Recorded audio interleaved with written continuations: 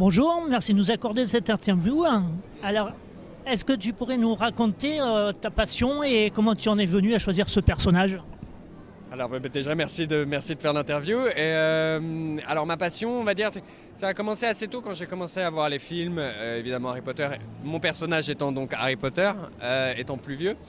Mais ma passion a commencé assez tôt comme n'importe quel enfant, comme n'importe quel adulte qui aujourd'hui va avoir dans la trentaine et qui a grandi avec ces films et qui a découvert ce monde qui est quand même très différent du monde que l'on a actuellement et qui peut être aussi un échappatoire. Et donc me centraliser sur ce personnage et suivre cette passion qui est née mais il y a tellement longtemps en fait, comme n'importe qui. Enfin, Harry Potter a 20 ans donc du coup c'est vieux.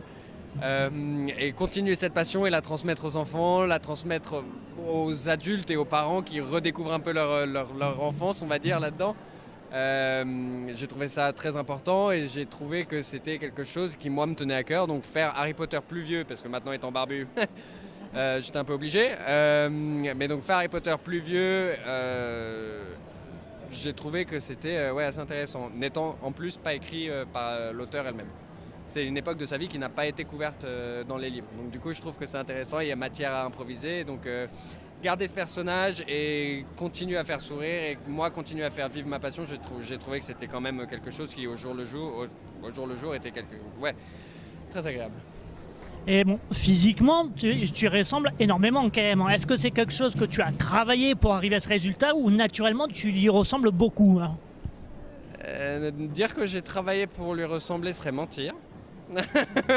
Mis à part me faire une cicatrice et mettre des lunettes, non, c'est quand même assez naturel.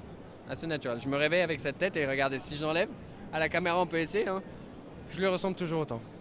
Donc du coup, en soi, non, moi c'est naturel. Du coup, c'est beaucoup plus pratique, hein. En termes de cosplay, c'est quand même beaucoup plus pratique. Je passe beaucoup moins de temps à me préparer le matin. C'est-à-dire qu'on va voir des cosplayers qui vont passer 2 heures dans le maquillage, 2 heures à mettre le costume, 2 heures... J'enfile un costume, un manteau et j'ai fini. Donc c'est pas mal. J'en ai pour 10 minutes le matin, douche, et petit costume et on est prêt. Et quand j'ai fini la journée, j'enlève la cravate, j'ouvre un bouton et je suis parti pour faire ma vie dans la ville tous les jours. Donc c'est pas mal comme costume. D'accord, merci. En plus des expos comme celle-ci, hein, est-ce que tu présentes ton personnage ailleurs, hein? Alors je suis très présent en ligne, déjà, sur tout ce qui est internet, sur Instagram comme sur TikTok ou d'autres applications, Twitter.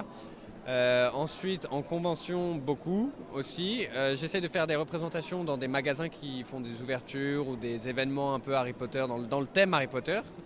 Et à part ça, après, moi, ça serait mes projets sur le côté. Mais pour tout ce qui est univers cosplay, univers Harry Potter, ça va vraiment être en convention, sur Internet, éventuellement dans des happenings et des events qui sont à droite, à gauche. Et puis peut-être des avant-premières, quelque chose comme ça. Est-ce que tu as déjà pensé à faire des concours de sosie peut-être, hein? Non. Mais c'est vrai que j'y ai jamais pensé.